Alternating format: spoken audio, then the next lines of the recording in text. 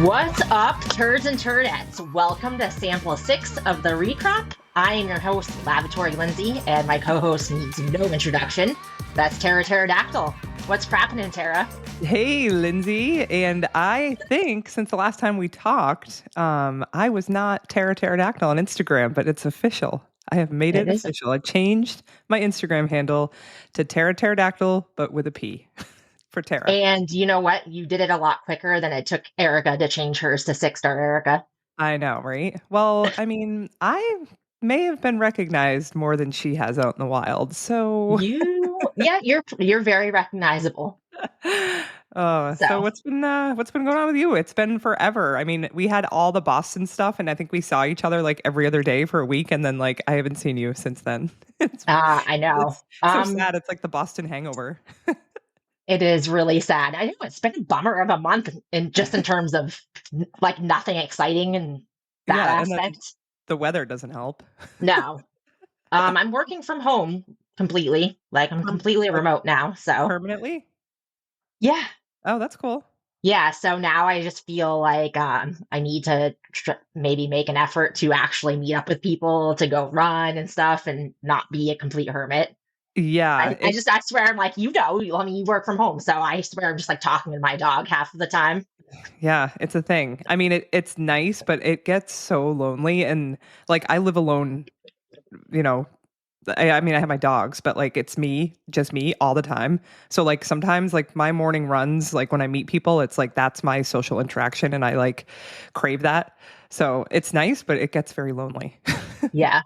I actually have gone into the office twice in the past 2.5 weeks because I kind of had to. I didn't do it because I was like, I need human interaction or whatever. I had to do it for work. Yeah. I will say I actually had to go into the office today, but whenever I go into the office now, it's like a major, like everybody just catches up with everybody because nobody's ever in there a ton. Yeah. So it's like, I don't get anything done. It's like the water bubbler conversation for 8 hours because I'm like, oh my God, how you been? I haven't seen you in 2 months. And it's just like, oh my God. So I'd rather stay home, but it's nice to have that, like, you don't feel like a hermit. Yeah, totally. Yeah. What else is going on? Well, do you like my current studio? Yes, we've got a studio upgrade. And your interior designer might be a teenager? 100%. Do you like, it's probably hard to see, but it's the no weenies allowed sign right there. Oh, I didn't see that. And then of course she has like the obligatory LEDs that pretty much every teenager these days have. Yeah. I mean, I do like are they purple or pink? It's hard to tell, the lights. I think they're a little bit of both. She has them kind of, but also, if I just show you around, she's like obsessed with Tyler, the Creator. So it's like all Tyler, the Creator stuff. And then like, I don't know, MF Doom and Frank Ocean. And it's so funny. Oh, that's fun. That reminds me of like when I was a kid, I had a boy band wall, and it was like all like NSYNC, Backstreet Boys. And like, I was obsessed with Usher. I don't know why. And then I think I found out he was like 5'6", and I was like, ick. Ew, I was like, no way. Be this tall to ride this ride. Next. Hard pass. Hard pass. I have a height requirement. Oh, yeah. I had, let's see. I'm just a couple of years older than you. Yeah. So I think I sort of missed the, like, that boy band. I had New Kids on the Block.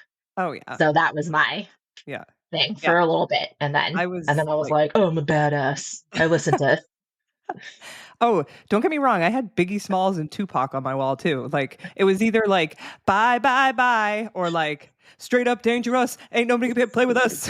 Like it was just like it was that. There was like no one genre. I loved it all. So I also Spice Girls but yeah, that was like the coolest thing about being a teenager is like you did whatever you wanted to your room. So yeah, it was cool. I mean, yeah. Then you get a house, and then you can do whatever you want to your house. Yes. So I joke. I'm coming up on 9 years when I bought my house 9 years ago, and I'm like, I didn't ever want a house. I wanted dogs.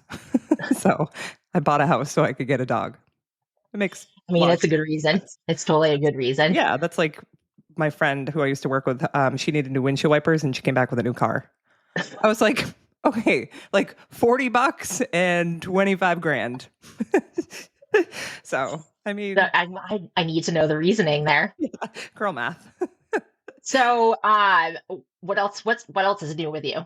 Do you have any races coming up? What else? Oh, I've got You did actually have a really busy month there, like oh last yeah. month, or where you were just doing like crazy Yeah. back to back Yeah. half I did. marathons and. Oh yeah, I went to Kansas and I ran. Oh wait, no. Mhm, I went to Georgia first. Wait, no, that was mhm. before Boston. But I went to Kansas at the end of April and I did the Garmin Olathe Oz half marathon. So I got state number 13, 12. I don't know. I'm like not even anywhere close. And I'm like, maybe I'll go to 20. Like, I don't even, like, if I get 50, cool. If I don't, also cool. It's Not just like a, there. yeah, It's there as a something to it's chase. Yeah, a cool way to see the US too, you know? yeah, And I've got 3 already planned for the fall. So, but yeah, that. And then what else was I don't know. I had a birthday this past weekend. Toot toot. yeah. You Um, did. a big 42. What did you do? Did you do anything special? No. No. I went for a You're run in the morning. I ran 4.2 miles because every year on my birthday I run my age, but not like I would never run 42 miles. Put a little dot in between the two. Um, and then I was joking. I'm like, when I get a little older, I might have to like start going backwards. So like when I turn 50, I'll run flipping. 5, and then 51, I'll do 4.9.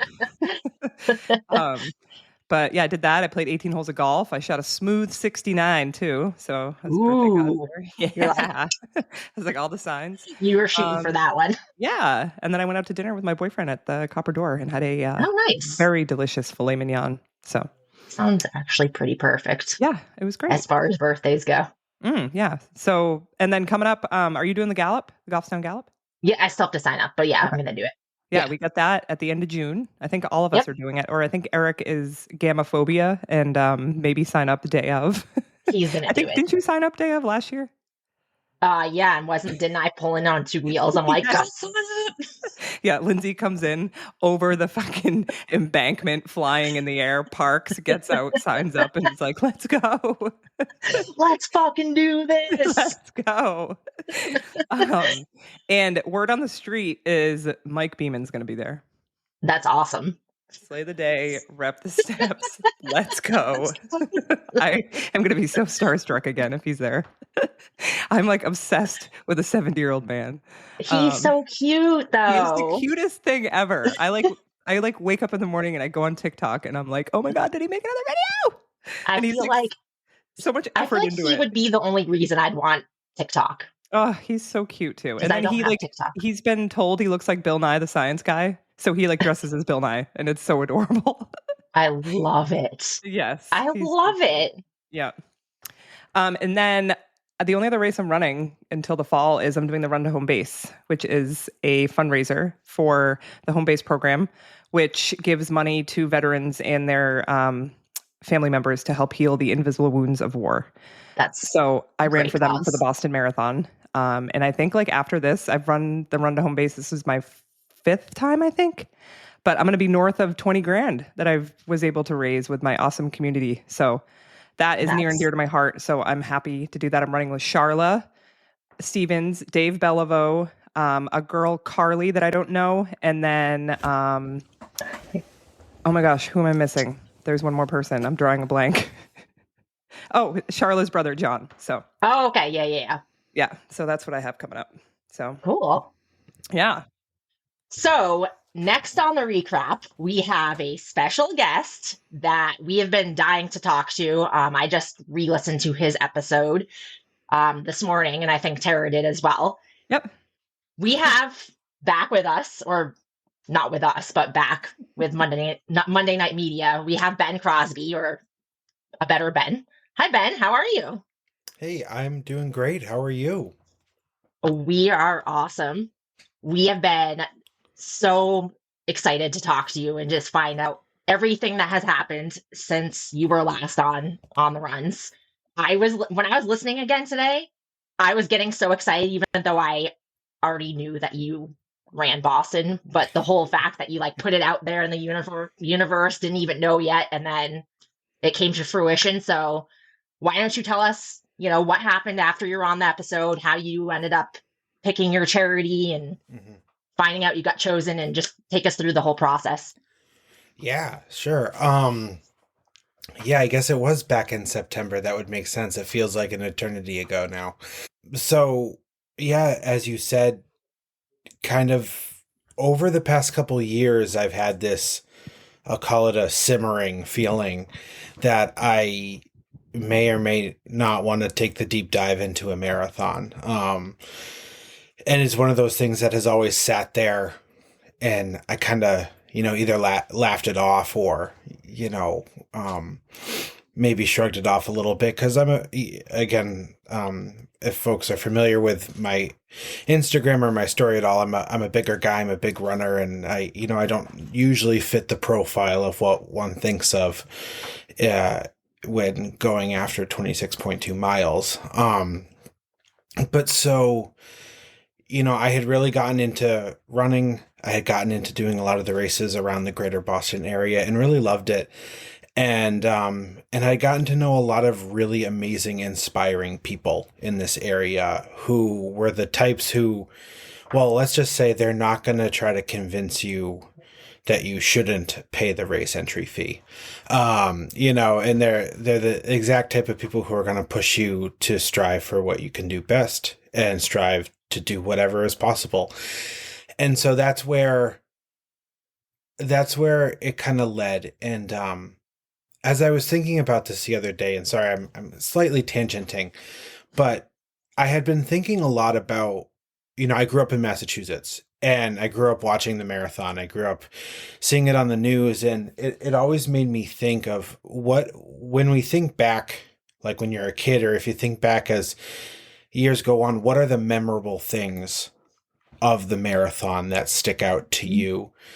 And I realized that for me, it was never the fastest runners. It was never the people who made first place, though there are some exceptions there.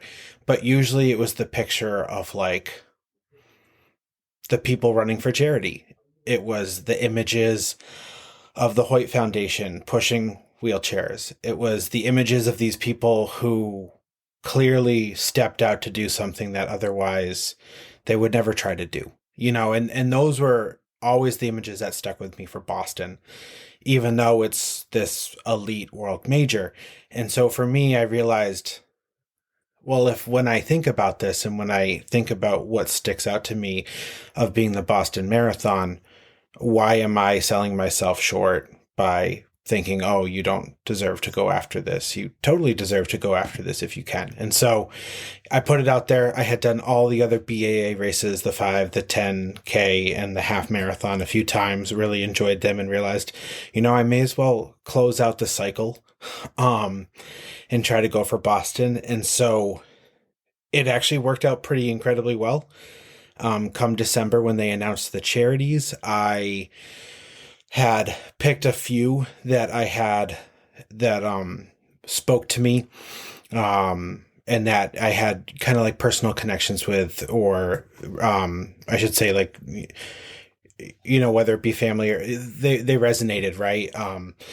And I ended up getting selected for the Boston Bruins Foundation. And that was really cool because what I love about the Boston Bruins Foundation is it seeks to just support and bring charitable giving to organizations and community events that help kids and families who otherwise don't have access to movement in sports get access to movement in sports. And so it may not be as flashy as some of the other, or foundations or organizations out there, but I realized that when it really hit home for me was, I was always a big kid too, but I always played sports, and I never would have dreamt that I could try to do something had it not been for those coaches, for those mentors throughout me playing sports as a kid who said, no, get out there and do it, and you're going to do it well. And so yeah, I feel like I'm rambling a lot now, but that was the charity I landed on. I met my charity goal, which, yeah, like everyone says, it's not easy to do. Worked my butt off. Was it $10,000? It was $10,000. Yeah. So succeeded at that. Worked on all that through the winter, and I started training the first week of December for the race, as well. And I showed up and I finished. Now, did you do most of your training indoors or outdoors? Outdoors.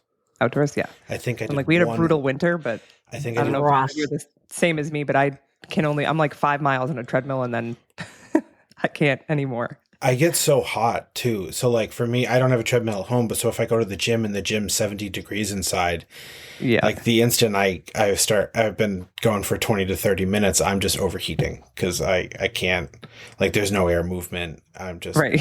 I'm a mess. I'm the same way. Same exact way. So I definitely get it.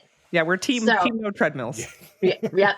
As the panda Mo says, he said there's no treadmills on race day. Nope. So you got to run outside and all of it. Mm-hmm. So Ben, take us through training. So prior to running Boston, your longest distance was a half, correct? Yes. So once you were getting into the thick of training, tell us about, getting past the first half. Once you ran more than 13.1 miles, and everything you're was a hitting all PR these for new you. distances. Yeah. It really was. Training was wild. I had a pretty rocky up and down training cycle. I had shin splints pretty early on that came up, so I had to go to physical therapy, and my PT, basically told me nothing more than 30 minutes for like 4 weeks or 3 weeks or something like that. And so, I did a lot of spin, over the course of those 3 weeks to try to keep myself going. And as you the said, Peloton, right? Yep. The Peloton, and now that they allow you to watch TV shows at the same time, because I worked with a coach, and so he programmed what he wanted me to do, so it didn't really like fit with a Peloton class. So instead, I was just watching. I binge watched all the shows, which is pretty great. It's awesome. Great feature. Yeah, and so, but once I was comfortable up until that half, point, because obviously I've been there, I've done that. And then, once I got beyond that, it was kind of wild, but it was really empowering. Because again, like every time you do it, even though there's no one, especially training, there's no one watching, there's no one cheering you on, for the most part. But then all of a sudden, you realize, well, I had every reason where I could have just quit and turned around or this or that, but no, I did it. I distinctly remember, if y'all remember, like the month and a half prior to Boston, the weather was particularly disgusting. And I remember doing, I think it was like 18 miles, and it was like 40 degrees, 30-mile-an-hour winds, and it was torrential downpour. And but let me tell you, once I thawed after that, it felt pretty darn good. And so with that, I'm very thankful that I worked with a coach, because the coach I worked with, Mike Scott, he's awesome, but he's out in California, so we only ever talked on the phone or texted, but it was so nice having that sounding board, because I'm stubborn too. So like if I don't hit, the metric just right, I'll beat myself down, or I'll, get upset. But having that person who's trained, who understands, who knows how to coach, who understands the physiology, who understands running, that was super helpful to legitimize and help me work through all the, not just the physical pains, but like the emotional side of it. So yeah, I mean, those long runs were tough, but the thing I'm the most thankful about is that I did a lot of those runs on the course. I would oftentimes park at the Chestnut Hill Reservoir, and then I'd just go west until the halfway point, and then turn around. So I did get a lot of practice in Newton on the hills. I did spend a lot of time in that area, and I think what makes Boston special, I mean, obviously Boston, nothing's perfect, but I think what training for Boston made so special for me is I distinctly recall on one of my long runs, not long before the marathon, I got, 5 hugs, 10 high fives, like 20 different people calling out who knew me, whether personally or they saw my Instagram at some point in time, and just like the more like attaboys or things like that than you could count, of just random people.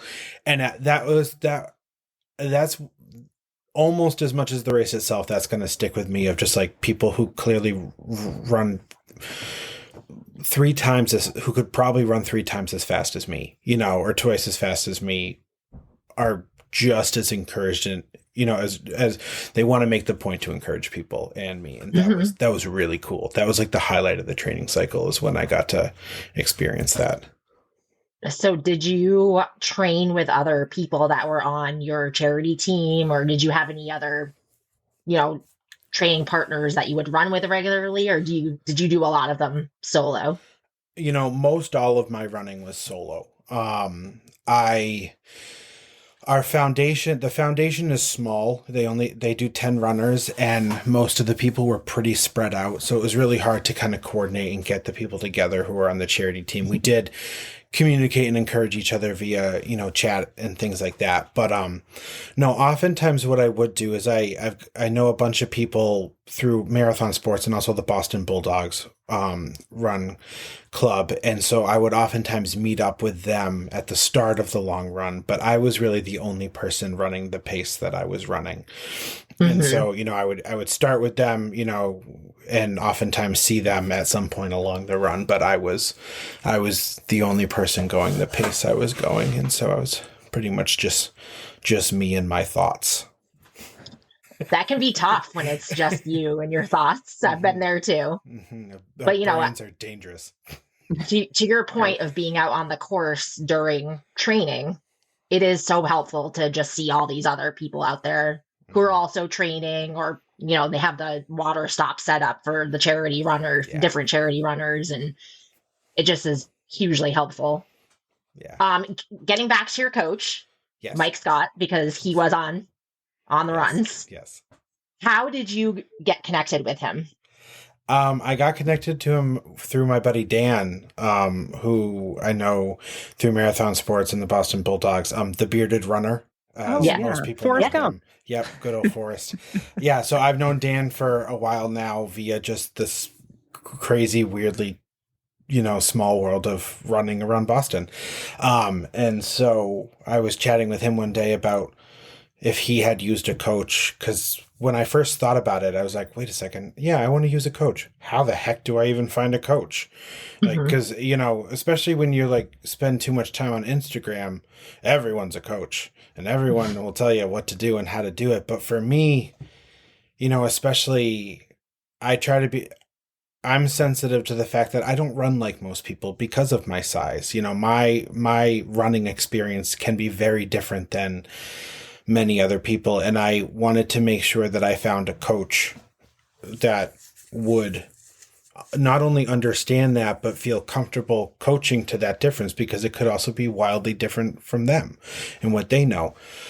And so I've been talking to Dan about that, and he's like, I have a friend. Let me reach out to him and see if he's taking on, people. And this was the Mike Scott.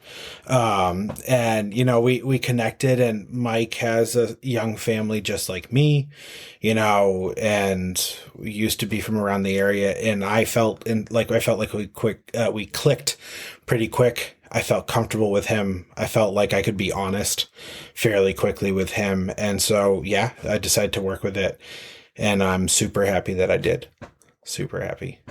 Now, did you guys get to meet up in Boston? Because he ran it, right? Yes, he did. A little bit faster than me, but yes, he did run it.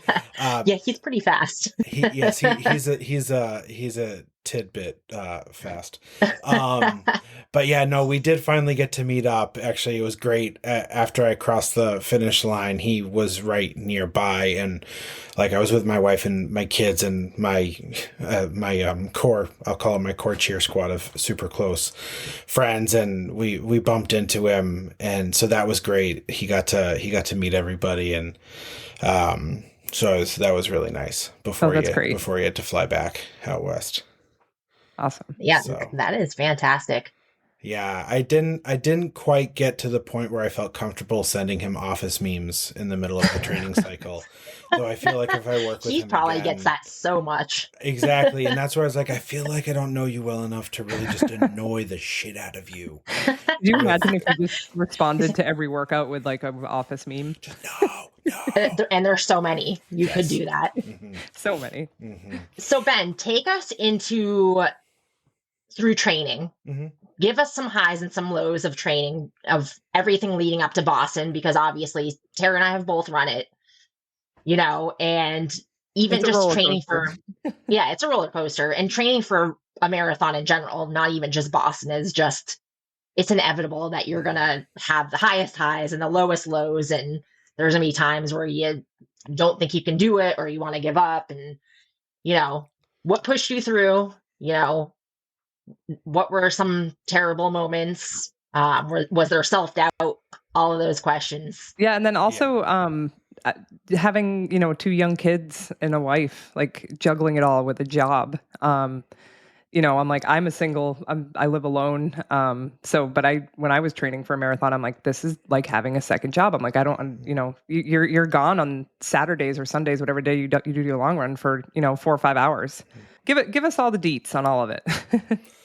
I'll start with the highs. Or actually, no, I'll start with the lows, and then we'll bring it back up. That I'm glad you noted that. I'm lucky. I'm blessed. Whatever you want to call it. I ended up with the most incredible spouse I could ever ask for, because it's funny. After I ran my first half marathon, I distinctly remember standing in the kitchen with her, and she looked at me and she's like, "What?" And she knew exactly what was going to come out of my mouth. And I was like, I think I want to go for the full marathon at some point. And she said, I knew it. And she said, can you please wait till 2025? Because this was a couple years prior, and we had a lot going on with our family, and she was in the middle of like a career transition and things like that. And she's like, can you wait till 2025? And I said, yes. Yeah. Obviously I'm not diving into this marathon tomorrow. And so, we did. And so when the time came for this one, she was like, okay. And my kids are 6 and 4. It's not an easy age.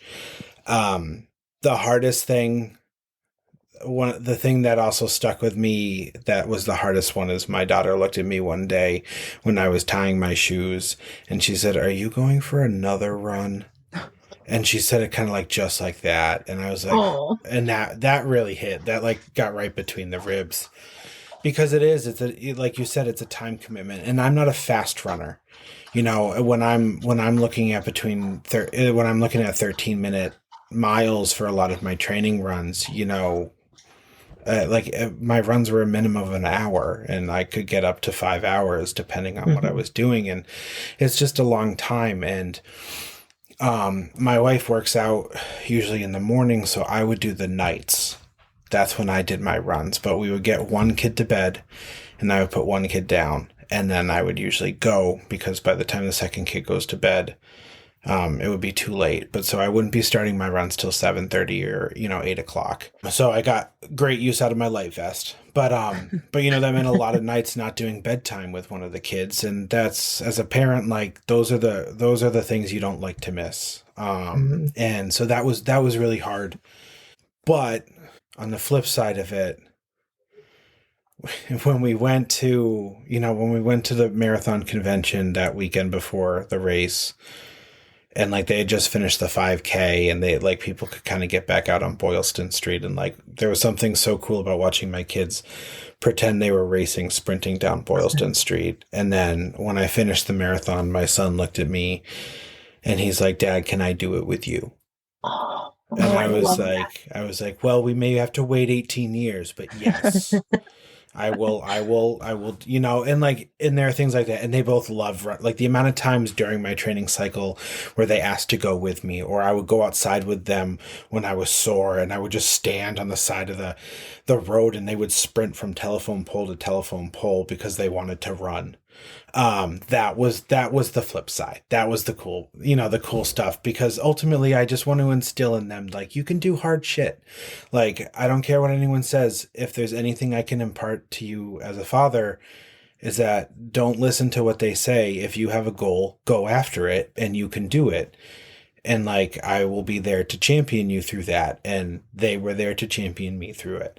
So that was really that was the flip side of the hard aspect of it, but my wife and them sacrificed a lot since December, and so I am forever grateful for that, for them to allow me to pursue that dream. And then when it came to the running itself, I mean, yeah, like you said, this winter sucked, to say it plainly. The amount of times that we were running on ice and snow, and I almost completely ate it trying to run in a snowstorm one night. And then that was the day after was the only day I did a treadmill because the roads were just so bad and they took so long to clear them. Throughout the training cycle, December started pretty great. I was super stoked. I had like the high of like, all right, I'm starting this. I'm getting into it. I'm doing it. And then I got shin splints and, then I got angry. But, then I worked my way back into it and the miles started ticking back up again and they started ticking back up again. And I kept going to PT as like a maintenance thing. And that really helped with a lot of stuff because I have some lingering like Achilles issues and stuff like that. And so I was really happy I did that. The thing I didn't expect, but that in hindsight, like every runner talks about it, it's like the joke of, or I call it like the doldrums of running, where there's no wind in your sails. But like for me, it was, what was it? Mid to late March where, you're like 3/4 of the way through, you're almost to peaking. You're just about there and it's just boring. And it just gets really rough. And like, I literally can close my eyes and explain to you every detail about every house within 2 miles of me and every side street and every loop that I can do. And I could walk you through what's 1 mile, 2 miles, 3 miles, 4 miles, 5, I've done it and I did them so much. I'm pretty sure people just think I'm creepy. And to the point where one of my Instagram posts that went kind of viral, this guy posted, he's like, hey, you ran by my house a whole bunch. And I was like, hey, I don't know if that's a good thing. But that was the hardest part for me. I mean, obviously pushing myself to those new mileages were hard because I'm big. I was running by myself, but I am kind of the type of, if I say I'm going to do it, I'm going to do it. And so for me, that was pretty, those were the days. I'd say the lowest for me though, there was one day where I actually got frost nip all over my abdomen.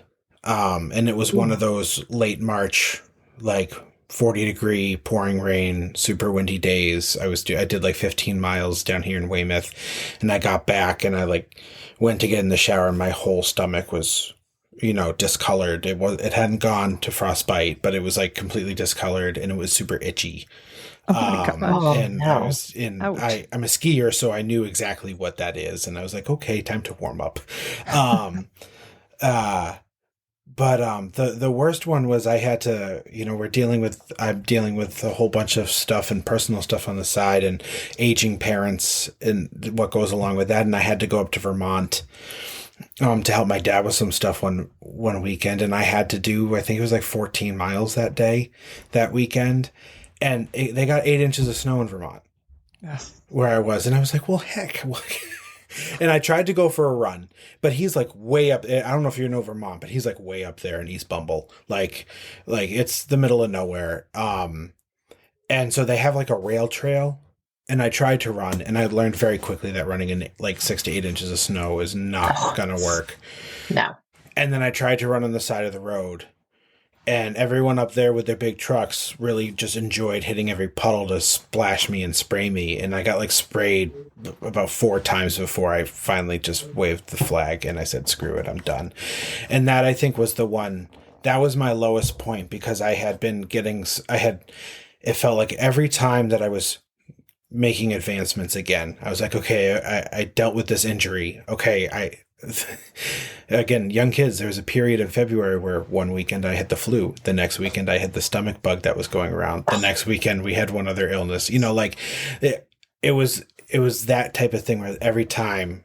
And so finally when it came to that one, I was so upset. I like called my wife, just like livid on the verge of, wanting to punch my hand through a window, because I was so mad, because I was like, every time I feel like I'm finally crawling back up to where I want to be in this training cycle, something happens to like knock me back down. So I'd say that was the lowest point. I was really angry. And then it was also an emotional weekend because I was dealing with personal crap, and but that's part of the marathon. That, as I learned, that's part of it, right? It goes right along with the thick and thin of life. That's for sure. Yeah. I just was going to ask you something and it just went out of my brain. Was the weekend that you were in Vermont, was that like March 23rd-ish? It might have been. So my friend Jen that I run with, I was in Florida that weekend and she had to go to Vermont. Oh, really? And she sent me pictures and she was in a snowstorm because we were training for a half, and I'm in Florida in like 80 degrees and I'm like dying and she's in a snowstorm and I'm like, are you kidding me? But she was like, they got 6 inches of snow. Mm-hmm. So yeah, in any other situation, I was actually kind of excited about the run before the snowstorm because he lives up in the Northeast Kingdoms, and he's like, my phone will actually be like, hey, you're connected to Canadian cell service now. And I'm like, please don't. But the run I was going to do would take me to the border. And so I was going to like run this rail trail up to the border, see if I could get 3 feet over and get arrested and then turn around and come back. But that was the plan, and I was actually pretty excited. I was like, this looks like a beautiful trail. I get to, run through a cool new part, and then it snowed 8 inches. And I was like, well, I guess, that. And then Mother Nature was like, well, that just went to shit. No, that was the whole winter. This winter was the worst winter we've had in years. Like, I think we were just spoiled at least the last 2 winters. They were so mild. And then this winter was just like, just kidding. It was like the wind and just the, windy. It's terrible. Brutal. So Ben, what I was going to ask you before, when it came to your training, mm-hmm. and then obviously running the marathon itself, how much did your social media network help you push through all that? Because I know you have a pretty big following, at least on Instagram. I don't know about TikTok or anything like that, but. Yeah, I don't have a TikTok, or I may have made one at one point and then just didn't go through with doing anything with it. I would say it was helpful. There's as always, it's kind of cool having a sizable following. But there's always the core individuals who you kind of are able to build this, weird online relationship with. Mm-hmm.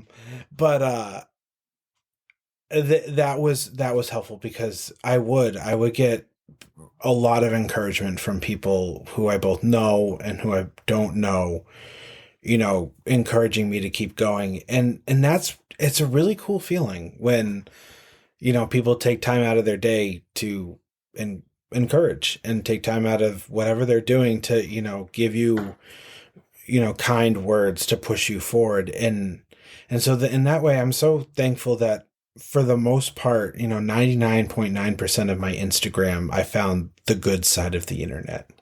Mm-hmm.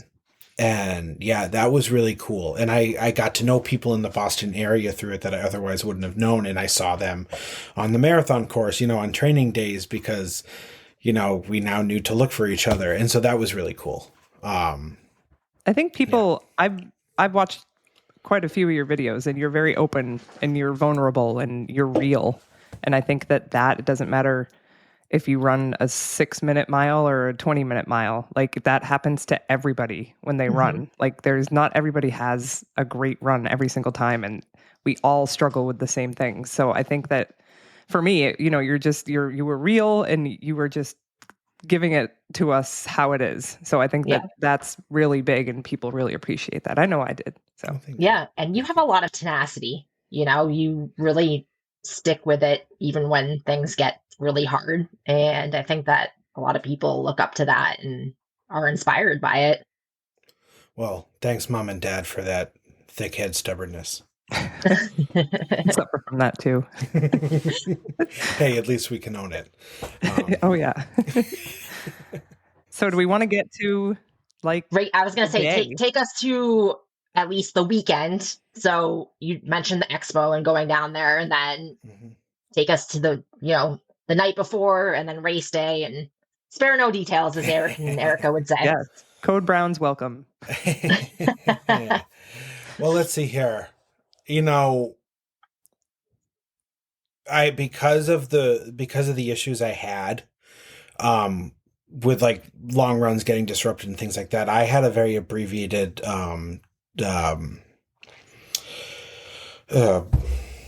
my gosh, words are hard tonight. Taper? Thank you. Yeah, taper. Yeah. I had an abbreviated taper of basically a week. But my coach also had some delays too. He's like, don't worry, I'm only tapering a week also, so I'm right there with you. So really my longest run happened a week prior to the marathon. But then the taper week happened. It was good. It started to, I don't think it ever really set in. Like, oh, hey, this is happening. This like thing that you've talked about and, dreamed about and begged people for money about for so long now is actually like you're knocking on the door of it. And, so then of course it's trying to balance like, hey, Boston just comes alive for marathon weekend with everything under the sun to do. But hey, you're a father of 2 young children. And you have a spouse. And oh, by the way, the Sunday before the marathon is Easter, and you are a religious family and have family in the area. So you also have, so it was like, oh, okay, what are we actually doing this weekend? So that was a little tough. So, like the Friday, I had taken the Friday off, and I had my son with me. So we just kind of like bebopped around. I think we went and got me some like last minute fuel just to make sure I had everything I needed, for the race. And I just, really kind of cheered the different things that were going on from afar. Cause I have friends involved with like, Trailblazers and Pioneers and a bunch of those groups who had their own things going on throughout the course of the weekend. And, I'm part of the Brooks Running Collective. So I would, I tried to cheer on different people cause they had stuff going on through they had a team house set up, on Newbury Street, but really I had to do most of it from afar. And then Saturday we went in as a family to Boston, and it was great until the children completely melted down and fell apart.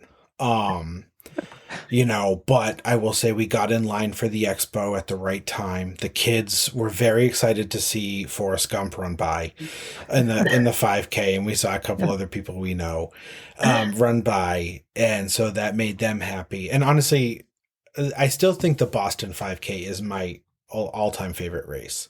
I love that. I ran it this year. I've run it the last 3 years. Yeah, I love it. So good. This was the first year I haven't run it in a few years, but it's great. It's like the vibe is amazing. It's fun. Finishing down Boylston Street is like this extra, icing on top. But so it was really great to cheer. And there were some people that I've gotten to know on the internet via social media and Instagram who I knew were running it. So I wanted to kind of be there and look for them so that I could send them some messages and let them know that I saw them. And so that was really great because I wanted to encourage those people. And then we got into the expo. That was, I didn't really know what to expect, but that was kind of cool. It's always hard, like being a parent, because you want these experiences that you're doing for you, but you equally want them for you, and you equally want to share them with your kids and your spouse and things like that. And so just like understanding, and so that dynamic gets a little bit difficult because like I wanted to wander and I wanted to just take it all in, but I desperately wanted to like stand on the finish line with my kids by my side. And I desperately wanted to like get the pictures in front of the various things with them because they sacrificed for me to do this as just as much as my wife did as well. And I wanted her and everything. And so like that was the tension, and it's hard to explain, but so like, there were certain moments where I was like, God, guys, come on, just shut up. Can we please just do this? And then like, there are other moments where it was, you want to tear up because they'd like see a picture of the runners crossing the start line, and they're like, Dad, you're gonna do that on Monday, like, and seeing them light up with it. It's so yeah. So Saturday was interesting. It was hot. Oh yeah. But it was, it was cool. We got to see a couple things in Boston. I really wanted to walk down Boylston with the kids. We did. That was really cool. And then we headed back home. I live just south of Boston. So, and then I really just tried to rest. My coach really hammered it home of, no, really don't move unless you have to. I did my shakeout run close to home, and then I just kind of turned into a couch potato as much as a father can be a couch potato. On Easter too. Yeah. Well, and then Sunday's Easter, and we had Easter brunch with my wife's side of the family. And it happened to be like the biggest collection of family we've had in years, since like pre-COVID. And my father-in-law makes really good quiche. And I'm just sitting here like, damn it. And so literally I show up to Easter with a bunch of food containers full of my white rice and my chicken and all my carbo loading ingredients and my apple juice. And I allowed myself to have a couple pieces of ham, and I'm just sitting there like, it literally looked like I'm eating prison food while everyone else is, indulging and like and everything, like, and they're having mimosas or this or that. And I'm just like, yes, this water is amazing. I don't know what you're talking about, peasants, but so that was hard, but everyone knew what I was getting ready for. So I was able to rest and chill for the most part, most of that day. And we did take home a very large container of all of the food that I usually like, that I saved for after the marathon. Okay. So that was good. I did get my quiche, and I did get my accoutrements of the Easter brunch. So yeah. And then Sunday night I slept just okay. Just okay. I was afraid that I was going to be up all night, and thankfully I wasn't.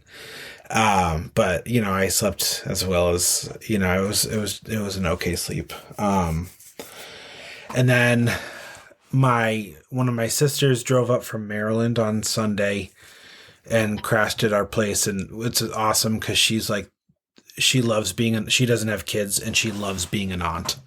And so that was perfect because she was literally like my wife's, right-hand man for the entire marathon day.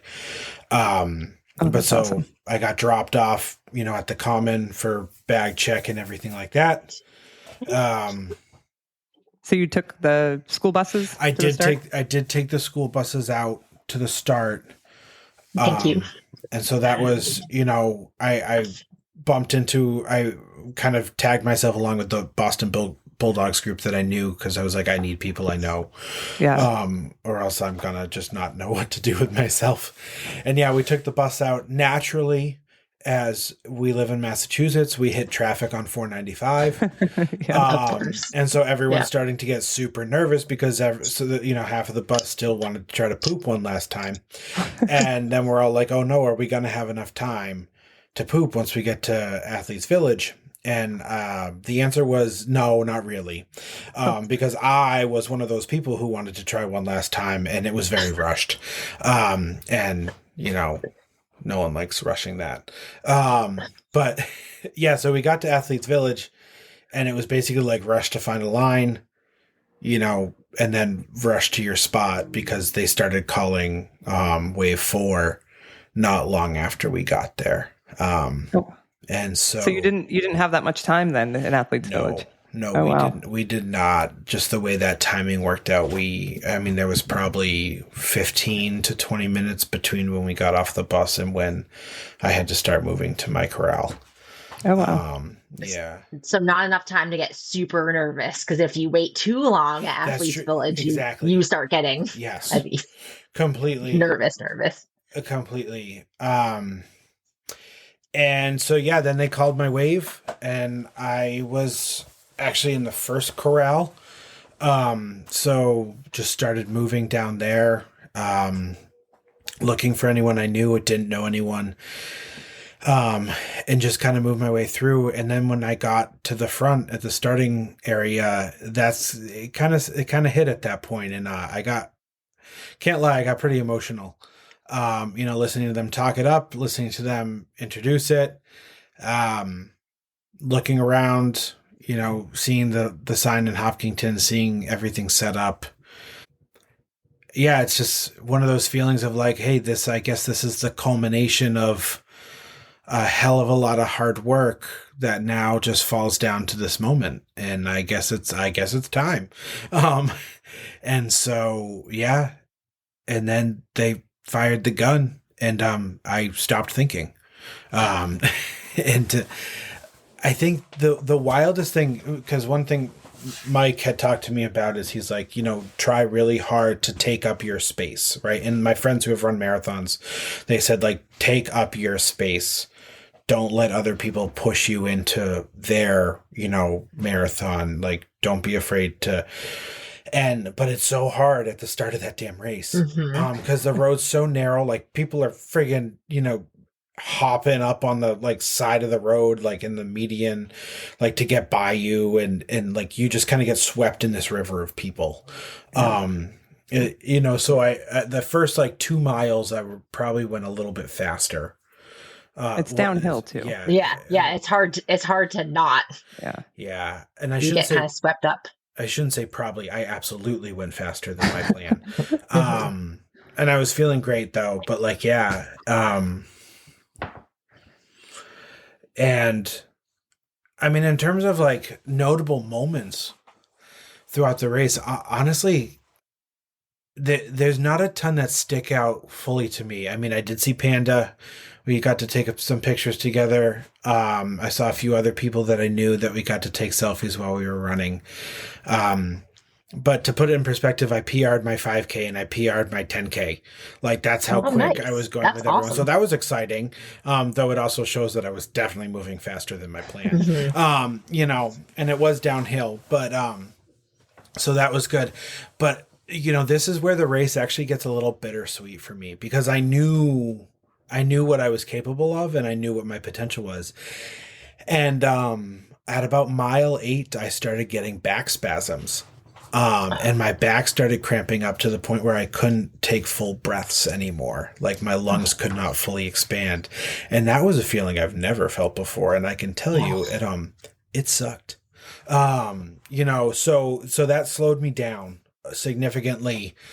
And at one point near the half marathon, marker, I bopped into a medical tent to talk it through with them. And they were like, we think it might be back stitches. Do you want us to like take a look at it? And I said, well, can you do anything about it? And they said, no. And I was like, well, then I'm just going to keep going. And so, I hobbled. I'm going to call it hobbling because there were times where it really wasn't pretty. The mid part of that marathon was really hard. And the reason it was also so damn frustrating is I was like, I got up to 18, 19 miles in training. It's not like I haven't run far. And never once in training did I deal with anything like this. Like it never happened in training. I was like, what the fuck is going on? And so unfair. And it was infuriating.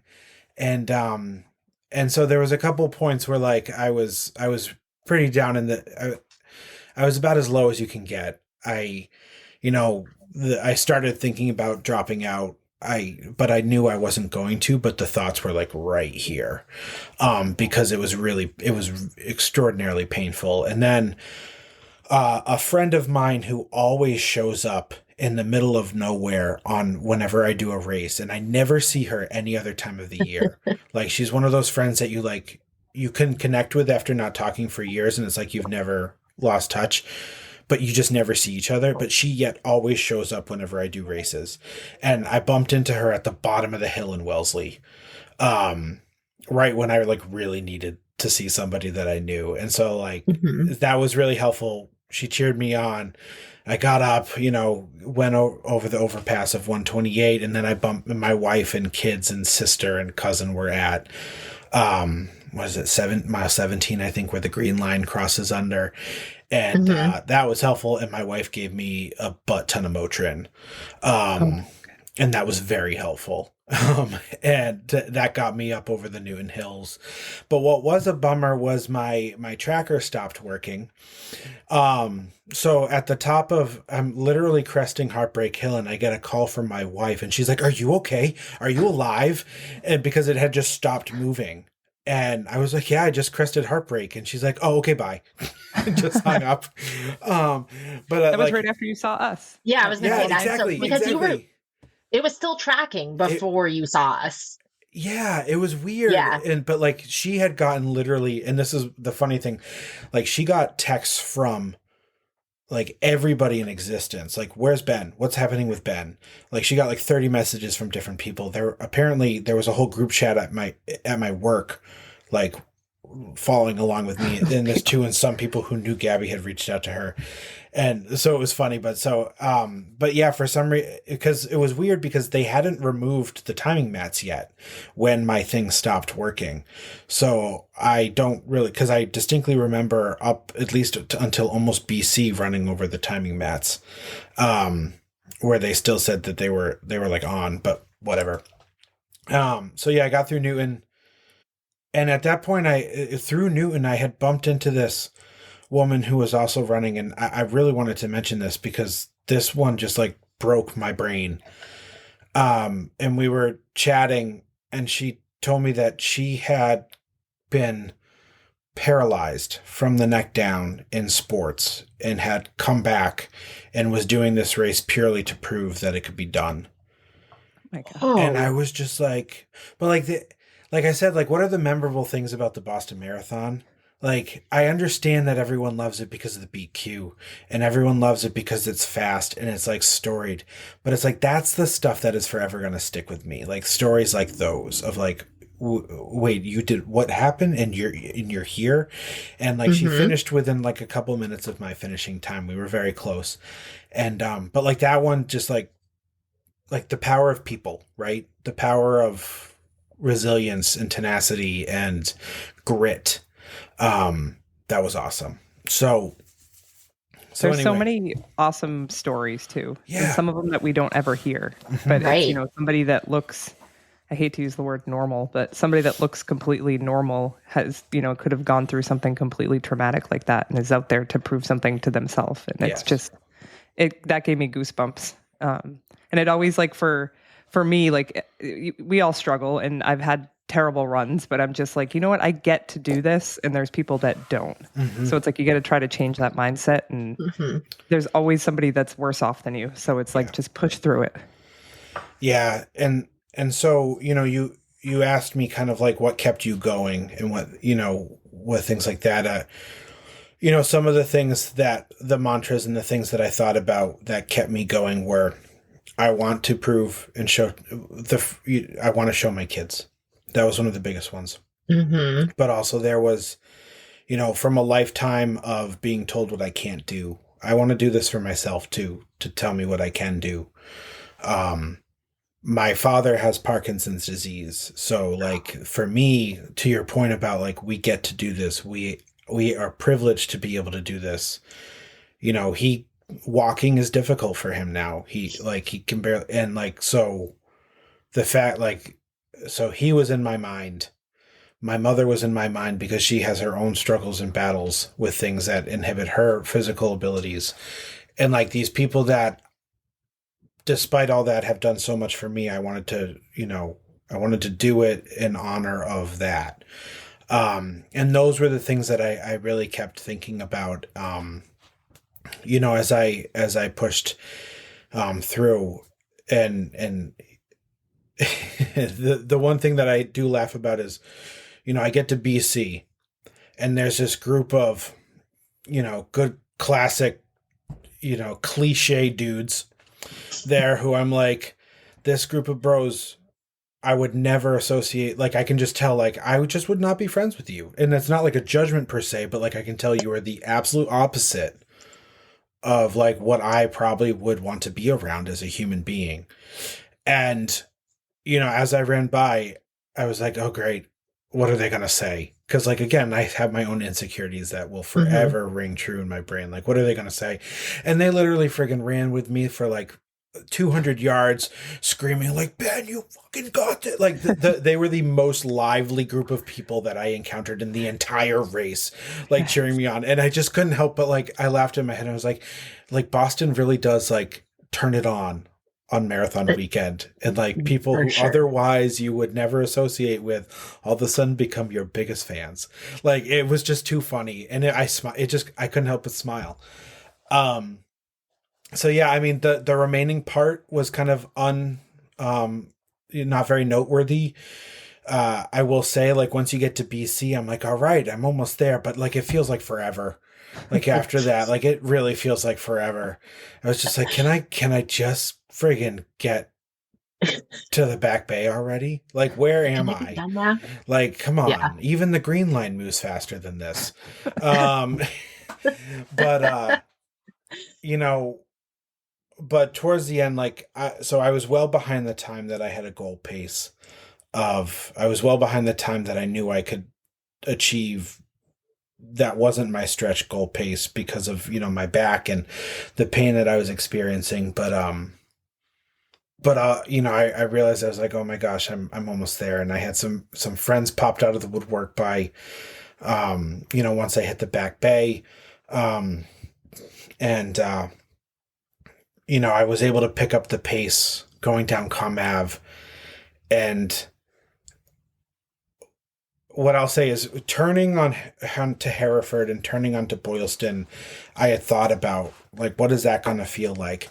And I can't speak for what it feels like when you're doing it surrounded by a ton of runners, but I wasn't surrounded by a ton of runners, right? I was at the tail end of the race.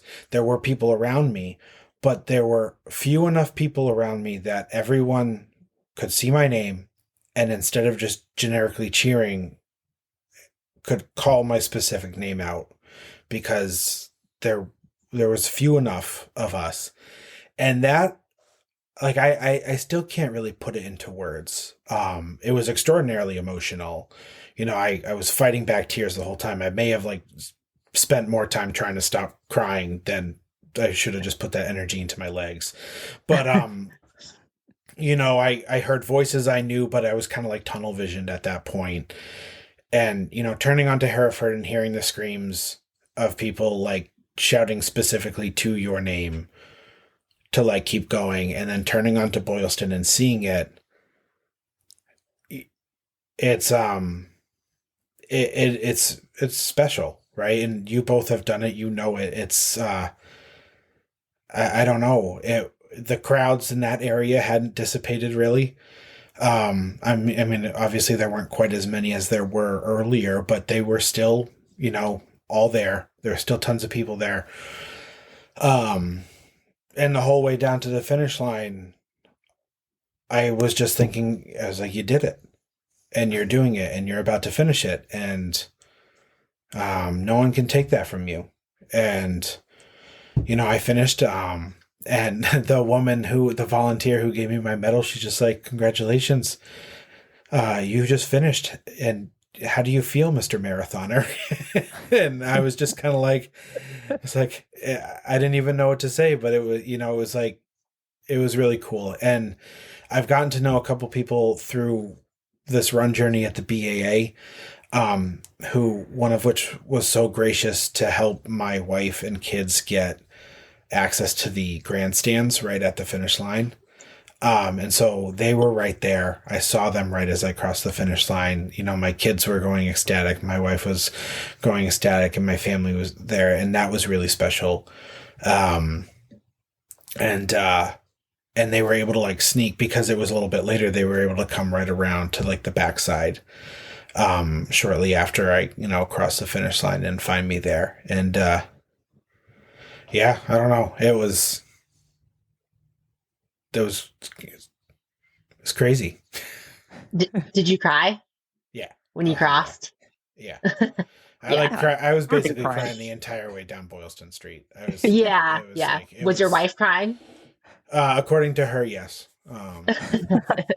Yeah, so It's a very emotional It is experience. so emotional. So emotional. It's, everything that you've put into it the last 5, 6 months is just right. all comes out, and it's just like, holy shit, I Yeah. did this, Yeah. because it's, Yeah.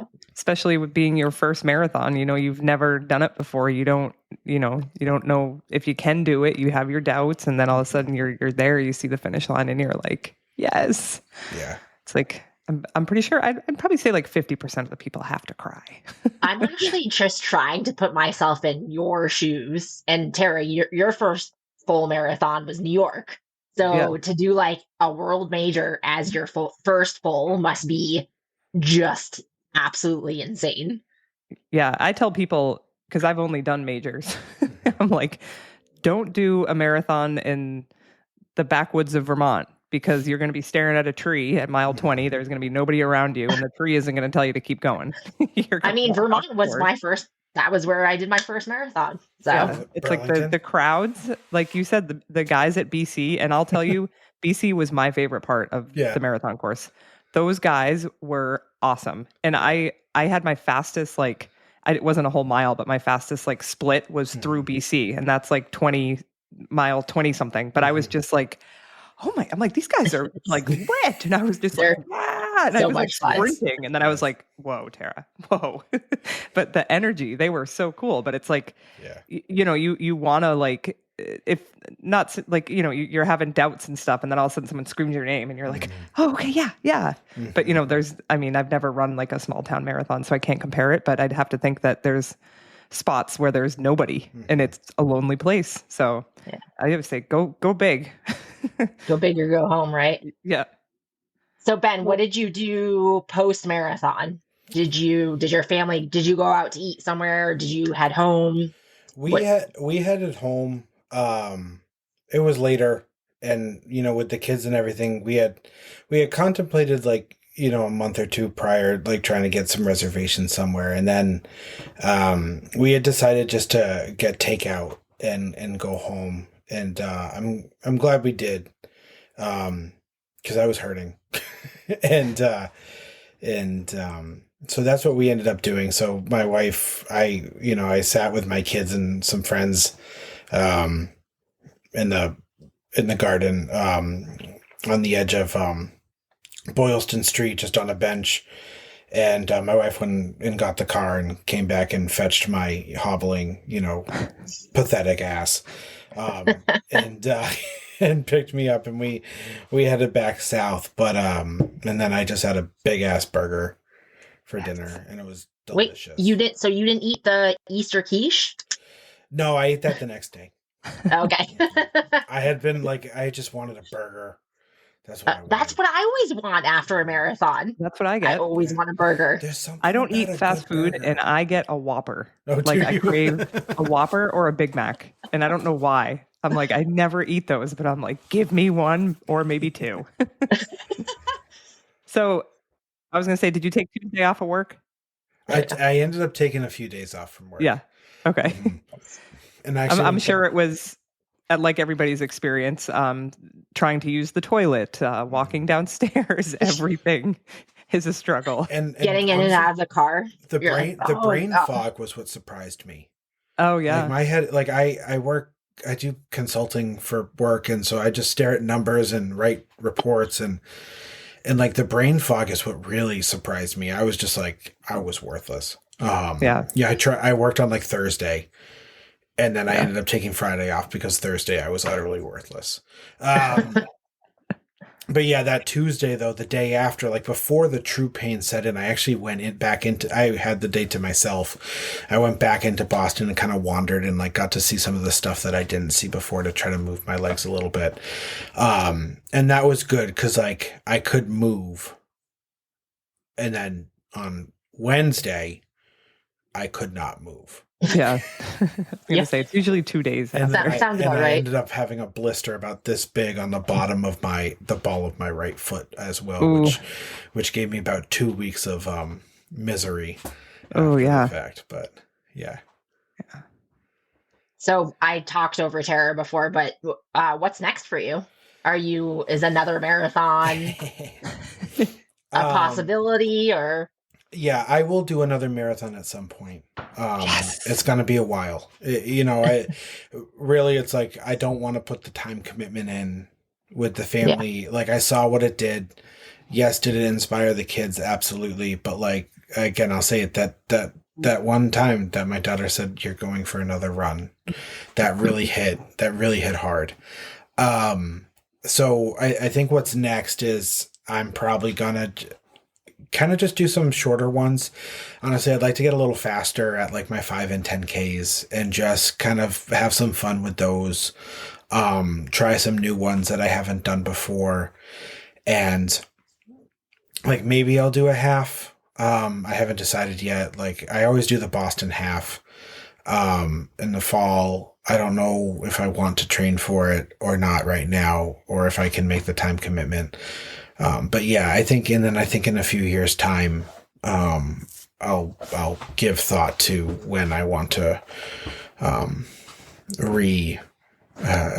surface the feelings of another marathon. Hey, I was 16 years between mine, so right, yeah, all right. Well, that makes me feel. Yeah, there you go. You never know. I was going to say wore it off, and then once your kids are teenagers, they're going to be like, "Dad, please go. Yeah, please go run. Get out of the house, Dad. I don't want to be around you." You're so cringe, Dad. Well, Ben, it's been awesome catching up with you and just hearing your story about training and seeing where you're at now. And, it was awesome to see you at mile 19.2. Thank you. And it was very helpful. Very inspiring to follow your journey. I don't think I started following you on Instagram until like, I want to say it was like March. But like I said, the stuff that you post is real, and I appreciate that. And you're very inspiring, and it's been fun to follow you. And I'm glad that we got to catch up, and welcome to the Marathon Club. Yeah. Well, thank you so much. I really appreciate it. And I am, humbled by the fact that you wanted to talk. And yeah, I thank you for the welcome to the Marathon Club. It does feel kind of good. Yeah. Especially when it's Boston. Yes. Like, and it was a good medal this year. Extra special. Yeah. Well, we'll have to figure out a race that, is somewhere in Massachusetts, Southern New Hampshire or something. And all of us and Eric and Erica will all, Dan and Mo and all of us will sign up and get together and maybe do a live pod. Ooh, I like that. Let's do it. That would be so much fun. That would be awesome. A lot of fun. There's a lot of them in that region too, especially like Northern Mass, North Shore, Southern New Hampshire. We're down to travel. Let's do it. I love it. I like it. We'll manifest it, as Ellie G says. We're manifesting that. We'll manifest it. And I feel like Ben is really good at manifesting stuff. So we're putting it out there to the universe. That is true. I'll stick my social media following on it. Yes. Something for the fall. Let's shoot for the fall. Yeah, that sounds good. Yeah. All right.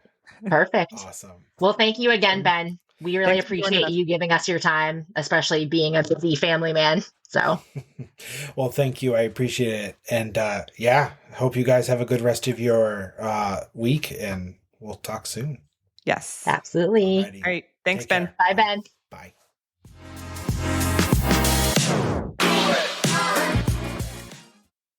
All right. So thank you, everyone, for joining us for sample 6 of the recap. I hope you enjoyed our episode catching up with Ben. It was great to just hear him recap his whole Boston experience and his training and everything. And just make sure to give On the Runs and Monday Night Media a follow on all the socials. Sarah, take it away if you. Oh shit. Did we meet our quota yet? I don't think so. We're in need for some more Patreons. So join our Patreon page. Check us out on the TikTok. I need to do a better job at that. But YouTube Boss Man hasn't sent me any videos lately. And yeah, like us. And also, we've got some people sponsoring the pod now. So Right Socks and Race Tats. Race Tats, check them out. Buy some products. A portion of both, if you buy anything from either of those, a portion of the sales goes to Eric and Erica's charities, fundraisers. Yeah. Which, by the way, I meant to point this out earlier.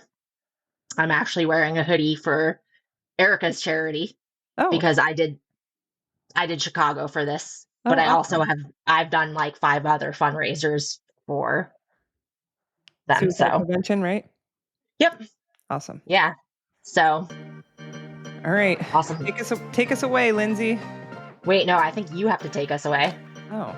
Thanks for listening, and remember, don't trust a fart. And don't forget the butt wipes. Oh. Good night, everyone. Bye, guys. Bye.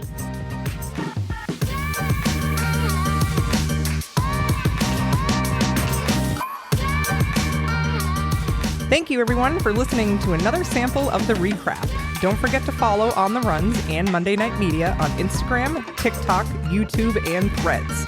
You can also support us by joining our Patreon page and supporting the brands that support us. And we will talk to you soon on our next sample. But until then, don't trust a fart.